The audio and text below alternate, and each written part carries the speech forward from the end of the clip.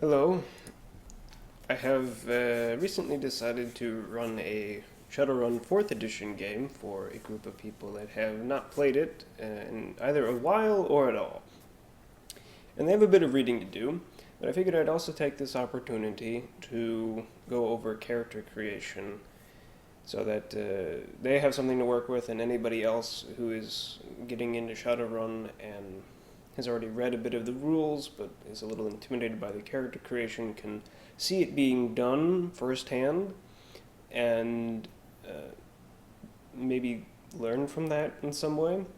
I'll be giving descriptions of all the processes that you go through as you create a character, and I hope to cover everything. I won't be super in depth. I'll mostly just be going through how it works, the mechanics of each thing that you're creating. I'll let you read that in the book, so I won't be detailing things like qualities and what they do, but I'll probably end up talking about do's and don'ts of character creation a bit, and hopefully that'll be helpful. Alright, so I have before me Chummer. This is a third-party program that is more or less de facto needed to create a character in 4th edition. You can do it pen and paper, old-fashioned style. I'm sure there's plenty of people that do it that way and have only ever done it that way, but Chummer exists. And since it exists, you should really use it. It has all of the character creation rules baked into it. You can find it online. Just Google Chummer or Chummer Gen or something along those lines. Gen is short for generator, of course. And it's extremely straightforward. Excuse me. Sorry, just finished eating. Alright, so let's get into this. We'll make a new character. I personally prefer to use karma rather than build points. Personal preference, really. Build points, I feel, are an unnecessary complication that you don't really need to worry about. So let's just go with karma. 750 is the correct default amount for character creation. Do not ignore character creation rules. And by the way, it would be helpful if you downloaded Chummer and followed along as I did this, because you can actually see what I'm doing and try it out for yourself. Alright, so now we get into selecting meta type. I'm going to create a street samurai human with loads of edge. An edgelord, if you will. A fun build, and this is ultimately the first step of creating a character, is have a build in mind before you get into it. If you go in completely blind, without first at least perusing some of the qualities or talking to other players for ideas, you're going to have a bad time. So have something in mind before you start making your character. And preferably write a bit of backstory so that it ties it into the world, like, you know, where were you during the first Matrix outage? Where were you during, if you were even alive at that point? I think Shadowrun 4th edition is like late 2070s? 2080s? I can't remember exactly. My timeline's a bit skewed. I haven't run a game from starting date in a while. But anyway, that's, just keep that in mind as you go. And try to write your backstory into the world. And use that to guide your character creation process, and allow the character creation process to flesh out your character a bit. So we're not going to select a meta type, we're going to be a plain old human.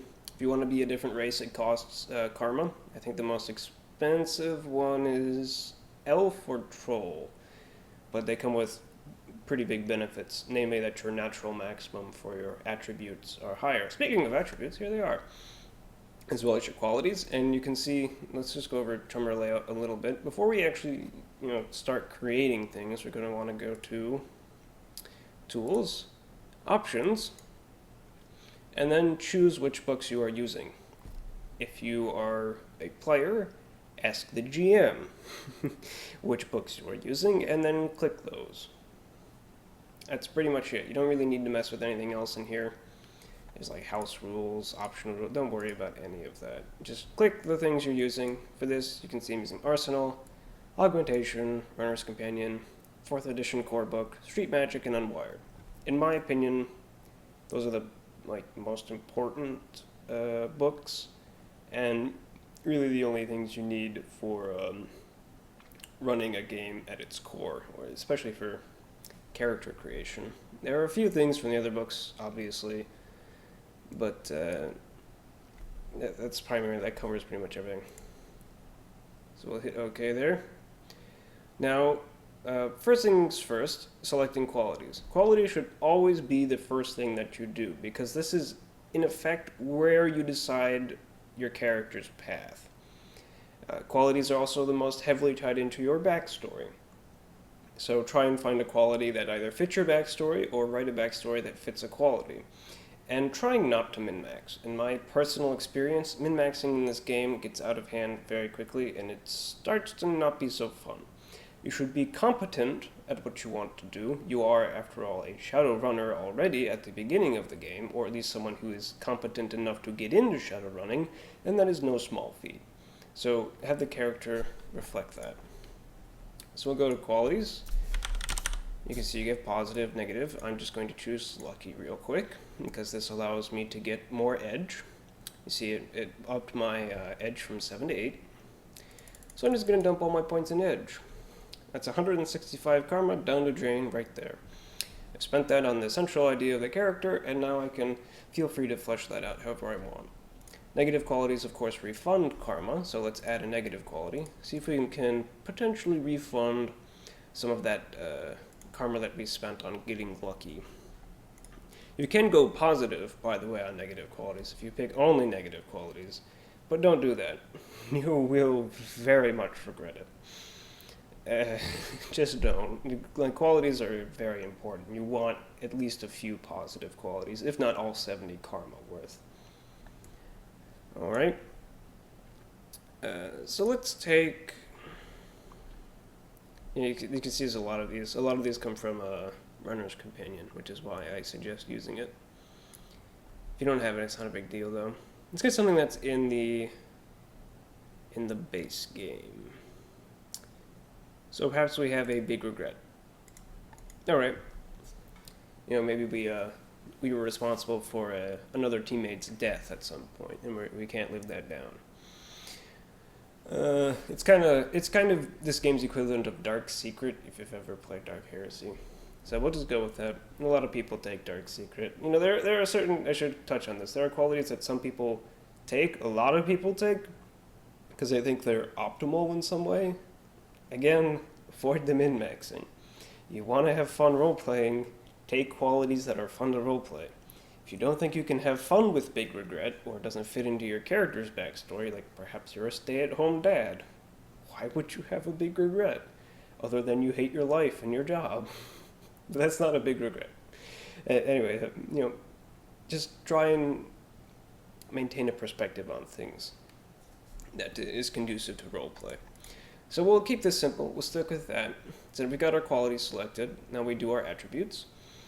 How the attributes distribution works is you can only have one attribute at max that is not a special attribute. So I can max my edge and then max another stat. However, I've already spent so many points on my special attributes. I don't have that much to spend on everything else. See, if I max out like agility and get like a bit of body, yeah, I've already spent, oh wait, no, I haven't spent enough yet. There we go. Yeah, so you can only spend 375 total karma on both things. So I've already spent a pretty good portion of it on special attributes. So I'm not going to be particularly adept at anything. And that's part of the character's design. The edge lets you be alright at everything for a certain number of times per session. And you can be extremely effective at doing maybe one or two additional things. So since I'm a street Sam, let's say we get some body. We'll have an average body. 3 is average, by the way. So if you wanted to make a complete average Joe, you'd just get 3 and everything. You can see I probably don't even have enough for that. Oh, no, I do. So you could do that. You could start at 3 and then figure out which stats you want to dump and which you want to raise. So I don't really need these mental stats. We'll dump logic to 2. Intuition is used for perception. That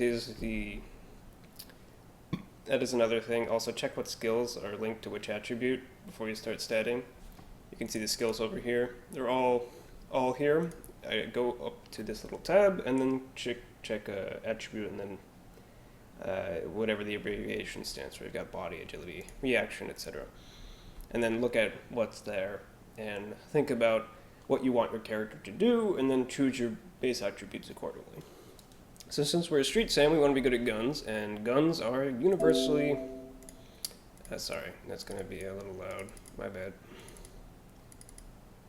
Guns are universally use agility. So we'll pick up 6 agility. Alright. I have average body, 6 agility, we want average reaction, and then at least average intuition. So from here, we could get a bit of strength. Maybe we'll bump that up to average, and we're already nearing our cap at this point. I think we can only get one more in something else, so we'll get it in willpower, and then perhaps logic. Nope, can't do that. We're not very smart. But that's okay, because you don't need to be good at everything. We're just, you know, we're not a thinking man. Maybe we took a few too many bullets to the head.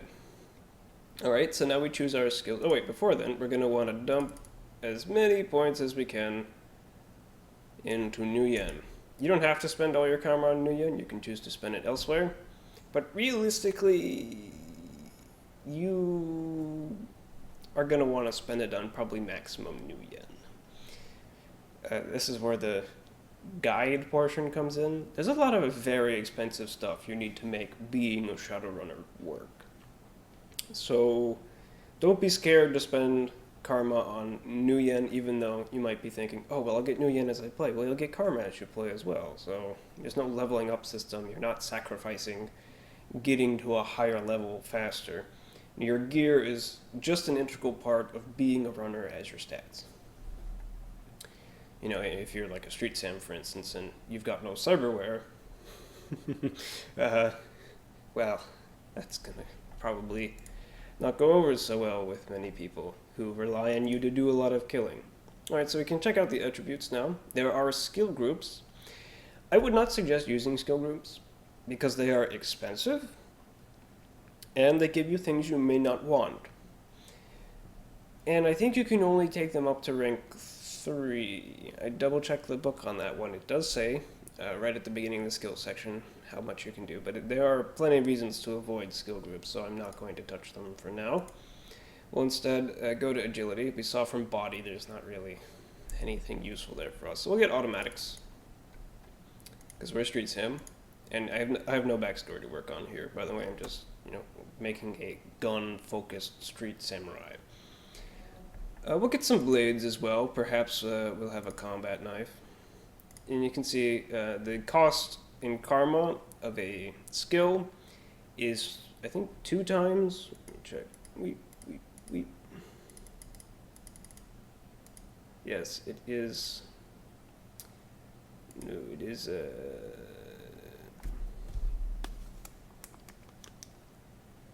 I don't know why it's like. I think it might be rounding.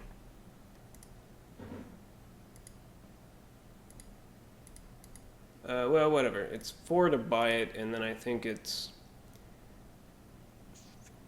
I think it's supposed to be 3 times the next level, maybe 4. Whatever. Check the rules. But you could see that you quickly spend a lot of karma on skills. So we'll get 4 in autos. You can't go higher than 6. Your GM may restrict you on skills. They might tell you can't max more than 1 skill. In fact, I think you can't. Yeah, you can't. I think it's like you can get 1 skill to 6 or 2 to 5. So it should let me go to 5, and then, yeah, I can't get another one up to 5. So it is doing the correct thing with the rules here. So go 5 on autos, and then we'll find another skill that we want to get 5 in later down the line. We'll get 3 in blades, because perhaps we're good with guns. Well, no, with like maybe knives or something. Gymnastics is not so important. It's alright. Since we have highish agility, we'll get some in there, just in case we end up going into melee, because you can test gymnastics for like, it's like, parkour or whatever. I think you can also roll gymnastics if you're in melee. You can roll it to dodge. Don't quote me on that, it's in the rules. But we'll get some of it, just because it's probably going to be useful. Escape artist, perhaps 1 or 2 in that. Locksmithing, we're not an infiltrator, so we don't really care. We're also not an infiltrator, so we're not getting infiltration. Heavy weapons, we'll get a few points in. Perhaps we are a trained military man of some sort. Long arms as well. Get 3 in that, and then 3 in pistols. And already we spend about 100 karma on active skills. Unarmed combat, you can do as well. Unarmed combat is, I think, rolled for martial arts. And you can get pretty ridiculous with martial arts in this game. So, perhaps look into that. I believe that's from Arsenal. Anyway, we've spent enough time on that, so let's just get our reaction real quick. We'll get some points in dodge. This is to dodge bullets, matrix style, so we'll want that to be pretty high. Since we don't have a great body, our damage reduction is probably going to come from our good dodge. Perhaps we'll augment that with additional cybernetics. Alright, so we'll get a little bit of running as well. And maybe just 1 in swimming, to say that we know how to swim. I think for skills, 3 is trained professional, 1 is competent, and 2 is trained, and 4 or 5 above that is like, you are probably a little bit too good at this for your own good. Charisma, we honestly don't really care. But we are an edge monkey, which means that if we take 1 point in these things, we can actually kind of bullshit our way through it. So we'll do that. Intuition, maybe get 1 in navigation, and maybe 1 in tracking as well. Logic, we'll get some in first aid. We're not very smart, so this is probably not going to be very effective, but at least it allows us to try and bullshit our way through it with edge. Medicine, I think this is like creating medicine. First aid is applying medicine. There are a lot. These skills all have very specific descriptions. Armorer, I think that's like maintaining weapons, so we'll get 1 in that as well.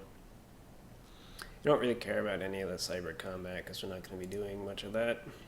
If we want extra cyber security on our comlink or something, we can pick up agents, or there are alternative methods. Oh, and we can't get magic and resonance because we're not a mage. And we'll get 2 in survival, let's say. So you can also take specialties. Specialties are alright. So let's go to our automatics and say we can get a specialty in. Let's do battle rifles. We might switch that to assault rifle, but it depends on what I see. You can change that around as you will. Whatever you think your character would be familiar with, and then we'll go to reaction. And pick up ranged combat speciality, so that we're better at dodging bullets.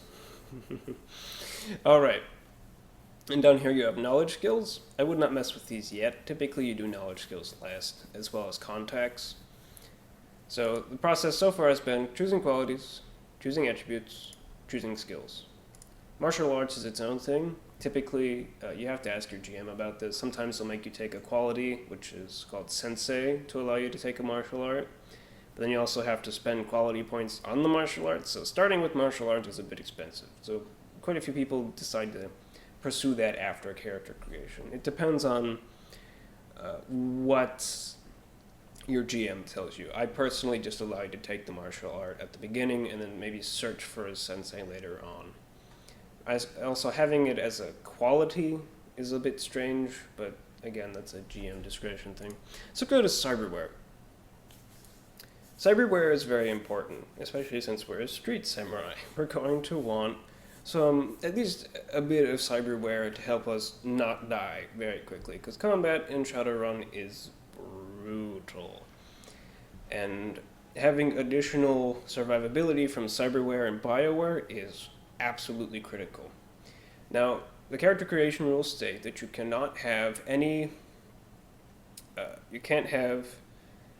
any item of availability higher than 12. It doesn't matter if it's restricted or forbidden. Restricted means you can have a license for it. Forbidden means you can't. It's completely illegal to own. If you're caught with it, you're going to jail. So don't get caught. Or, you could get shot dead on sight, depending on how scary it is. Like if some cop finds you with a rocket launcher, they're probably going to open fire on you. Unless they're very understanding policemen, or you're very good at bluffing and saying it's like a fireworks launcher or something like that. I've seen people do similar things, so it's not outside the realm of possibilities. Anyway, we'll want probably cyber eyes. So go to head, eyewear. There's earwear as well, but we'll get eyewear. So we'll get a basic cyber eye system. We'll go with, you can get alpha or standard wear. Alpha wear costs less essence, but is twice as expensive. We'll get alpha wear, and we'll get rating 4. It's fairly high availability, so it's not a big deal. This is a good way to show off how cyber wear works. So we've got cyber eyes now. Pretty good cyber eyes. And it comes with these two things. It comes with a recording unit and an image link. The image link just basically means you can see with it. You can see that your cyber eyes have something called capacity. Now, what we can do is we can add as plugin, go to eyewear, and anything that has a little capacity rating next to it will essentially take up capacity there. So we're going to probably want low light vision. That's capacity 2. We'll throw that in there. We'll want like an eye laser system. I believe this gives you a laser sight without actually needing a laser sight. Also, you don't need this stuff on alphaware because it costs no essence to use. So if I'll actually probably delete this and then add it back in as a low light, and then do it as standard because it's less expensive, and there's don't want that. We want it as a plugin.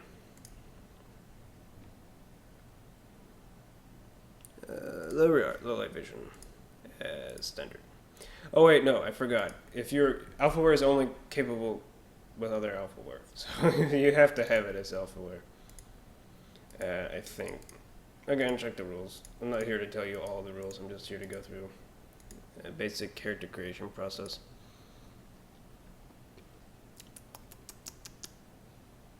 What did I have? We'll put like a smart link in there, and you can have a license for that. We'll get to licenses in a moment. So on and so forth. Basic thing. So now we'll also want probably some sort of cyber limb. So I'll go with cyber limb. We'll get perhaps a lower arm. This includes the hand, and we'll get this as alphaware because it does cost quite a bit of essence. So we'll get this on our right hand. And it says you can get obvious or non-obvious. Non-obvious is a little easier to conceal, but it has less capacity. So we'll get an enhancement to this. So we'll get customized agility. Rating, I don't think you can get, I don't know why that should go so high. Doesn't make much sense to me. Anyway, you can get customized agility. I'm sure it's somewhere in the rules why the rating goes so high, or maybe that's just a bug. But basically, this makes the agility of our cyber arm 6.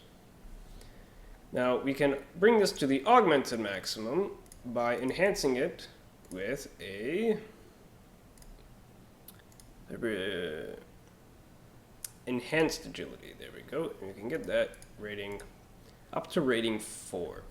Now we can't actually use rating 4 because our augmented maximum for agility is 9.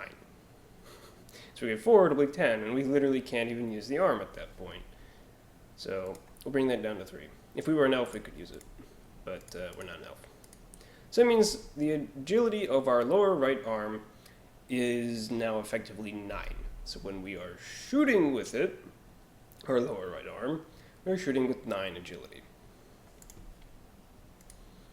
All the other stats for that arm are baseline.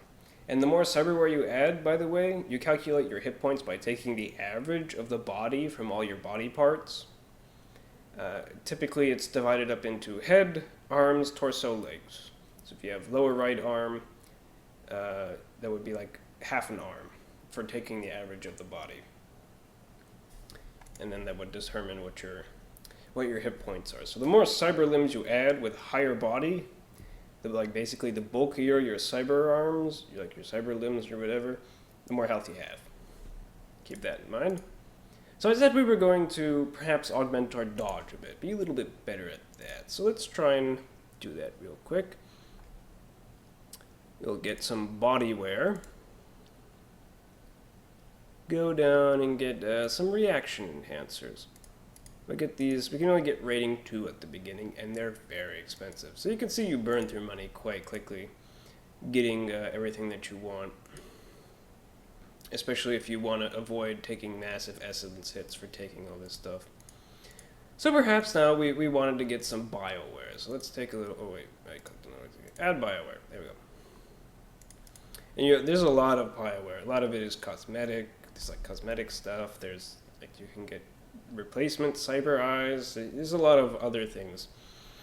But in this particular instance, we are probably most interested in Paint Editor is great. You can't get it at the start of the game, but just know that that's amazing.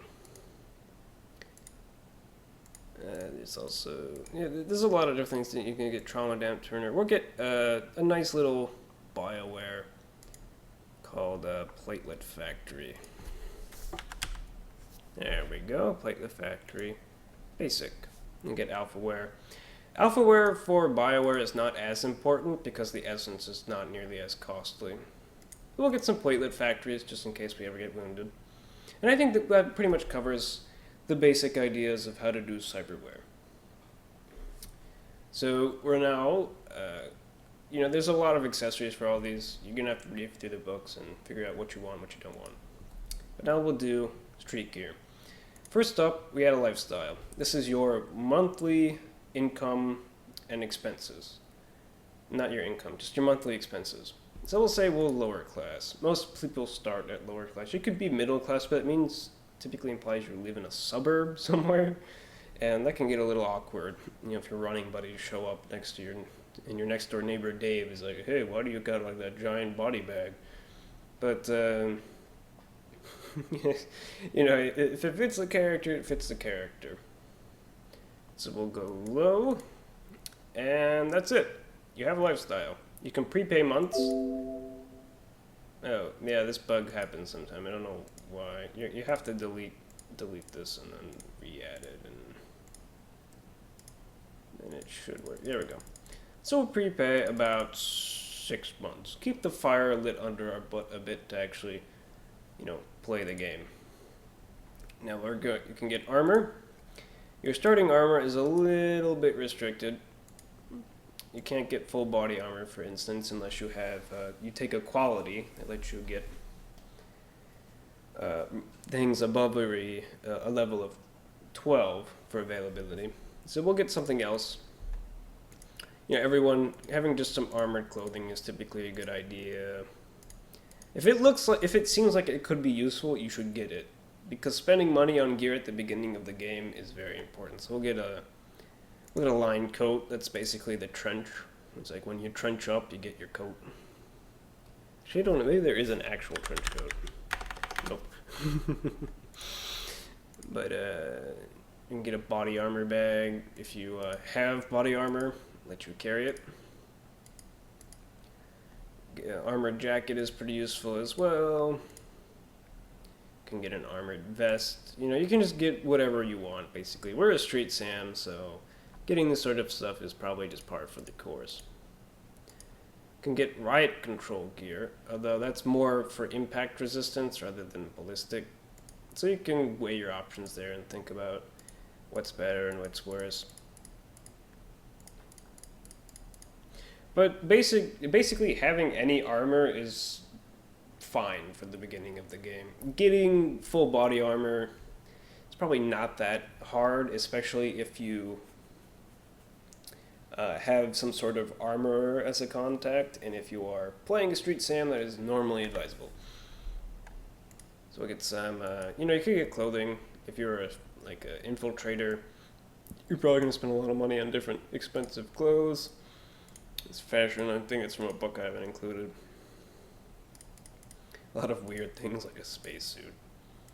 And there's military grade stuff. This stuff is real boss. Like heavy military armor, that is some serious hardware right there. I think there's like power armor as well. Oh, that's not included with the supplements I have right now, and you probably won't encounter it in the game. But we can add a helmet. So you see, helmet has capacity 6. Unfortunately, it doesn't actually track that correctly, but then you can add gear as well. You're going to buy a helmet, comes in all shapes and sizes. Basically, it just looks like a helmet however you want it to be. And you can put whatever you want in it. You can put like you could put ultrasound in it, so you can have like you know where things are through, but not through walls. You can there's plenty of different things you can get. There's audio enhancements. There's nanotech peripherals, dumb peripherals. It's very extensive. Just trust me on that. Alright. We go to weapons, add weapons. We'll check out the battle rifles. Most people... Oh, wait, no. Yeah, so we'll go with assault rifles. Battle rifles are like military hardware. So I think the highest thing you can start with is an Ares Alpha. And this comes with a smart gun system, which is good. You're going to want a smart gun system. It's essentially pairs your weapon to you, and not only does it give you a bonus while using the weapon, it also prevents other people from firing it, which is cool. Very, very sci-fi, so definitely get that just for the coolness factor. It's also forbidden, so you're not allowed to own this. So maybe you get something you're allowed to own and something you're allowed to have a license for and something that's not restricted at all. I don't think there are any non-restricted guns. But we'll just get an Ares Alpha for now, just to demonstrate. So we get this, comes with a smart gun system. Then we can add accessories. So you can add like ammo boxes or drums and all this really cool stuff. You can add like silencers, which is illegal, but you can own one.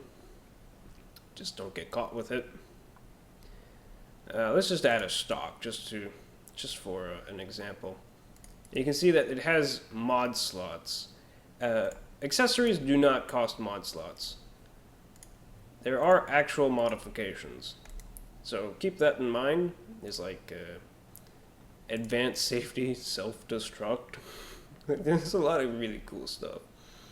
So an accessory is something you add to the gun, and a modification is something that you just, like, you actually modify the weapon to have. So I'm sure there's some sort of gas vent, so we'll get gas vent free. This basically makes it easier to fire during burst. Now perhaps we want something a little more heavy duty than the assault. So we can go for let's go for an MMG. These things are pretty boss, but you can get an Ares M202 at the beginning of the game. These things are fun. You see, you have firing modes, full auto.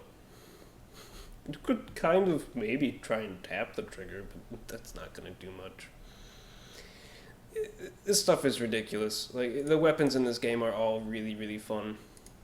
So just play around with that. And then you can add gear. Gear is probably the most important thing you're going to do, and one of the last things you do. So in Shadowrun, as per the canon, your character is sinless. That means that you do not have an identification card. So you have to have a fake sin to function at all in society. And getting them early in the game, at game start, is really the only reliable way to get a decent one. Now, this makes sense on any character that does anything. Maybe if you're like a NEET, you don't go outside, perhaps you wouldn't have one, but even then, I think you need them to buy things online. You can't even get food without a sin. It's pretty ridiculous. So we'll go there. So we go to...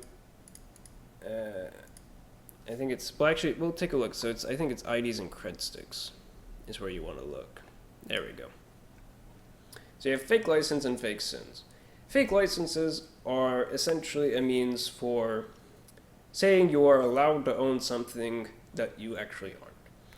So any weapons you have, you're going to want to have a fake license for. And this isn't like a physical license you carry around with you, it's on your comlink. So don't think of it being, you know, cumbersome to carry on like a key ring of fake licenses or something. So we'll demonstrate that first. So we'll get a fake license for perhaps for our enhanced agility augmentation on our arm. You're going to need a fake license for pretty much everything you buy. So keep that in mind when you buy something that is restricted.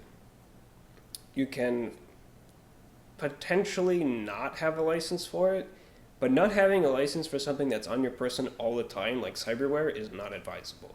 Please get a fake license for it. Or else any cop that sees you with that item is immediately going to book you and send you down into the station. And you're either going to have to, weasel your way out of that somehow. It gets very ugly very quickly. So let's get one for enhanced. Now typically you actually want rating, let's go like rating 4. I think that's the highest you can get. You're going to want to up the rating, because when you have to bust out the fake license, you really need it to work. You don't want to skimp on this stuff. Alright, a lot of fakes in. We'll get this quality 4 as well. And then this is like your name, so John Doe. And then you might be able, if you want like burner sins, so like think of it as a burner phone where you use it because you know it's going to be flagged and you're never going to be able to use it again, you can buy pretty cheap, crappy sins. And it might be worth it to get a few of those. Ideally, someone in your runner group is going to have access to somebody who can spoof a sin. And spoofing a sin is not an easy job. Even like a quality 1 fake sin is an extremely difficult check. So you want these early on. Alright, so let's make this one Jane Doe. I haven't actually decided on the sex of this character, so it doesn't really matter. So that's fake licenses and fake sins. The only additional gear you absolutely have to have is obviously ammo for your guns and all that, but you can read about that anywhere. You're going to want a comlink. I typoed. No, it's...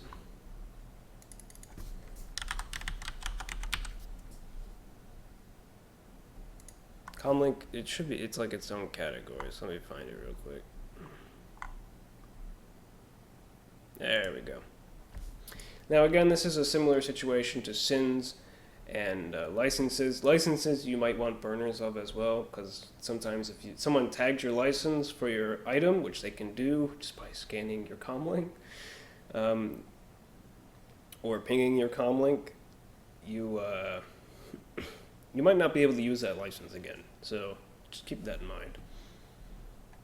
So if you're going to go into a run that you know is going to go hot, you might want to use some burners. Like really use your burners. Alright, so I'll let you decide what you want stat-wise for a comlink. That's all in the hacking rules, but you don't really want to skimp on your main comlink because it's what your personal area network is tied to.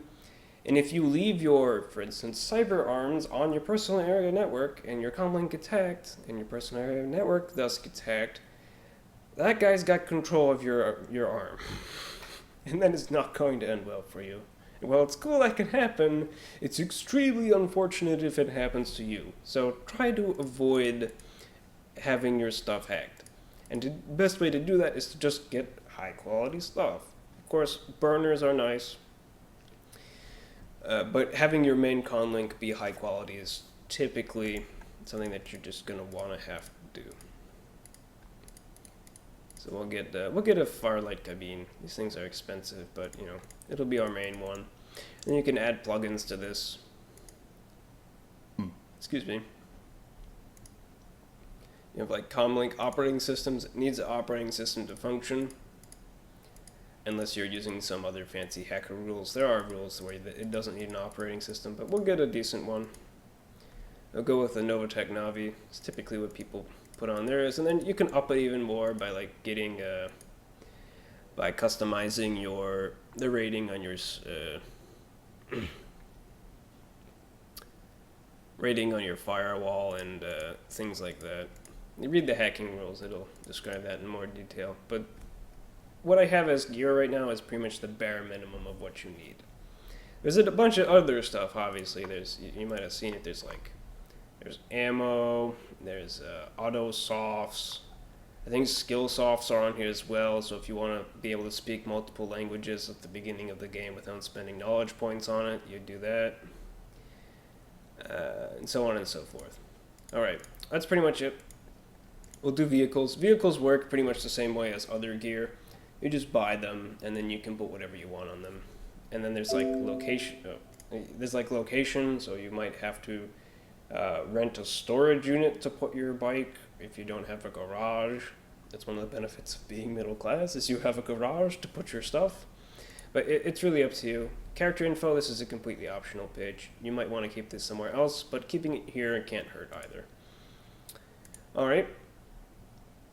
So there's two more things we need to do before we're done. Enemies, contacts, and knowledge skills. Enemies only really exist if you take qualities that would give you an enemy. If you want to add an enemy, it's like connection and then incidents. It's like how close they are to you and how much they dislike you. Contacts are the opposite. Well, loyalty otherwise. So connection is how well connected they are, and loyalty is how loyal they are to you. So if you have like a quality, I think it goes to 6 for both. So if it's a 6th level connection information broker at like loyalty 5 or something, you're gonna have to have a reason for that, because that means you have an extremely well connected info broker that likes you, which is weird. Also, you can see the augmentations here tell you what's going on. Also, there's like impact encumbrance. Don't worry about that. That's Chummer glitching. It encumbers you based on your gear. I think you have to like go here to your armor or something, and then like unclip equipped or whatever. Just don't worry about it. Anyway, so we'll add some context. The karma costs are all done automatically, and you can see we don't have much karma remaining. So perhaps we could even go through, like 51 karma on contacts is not enough.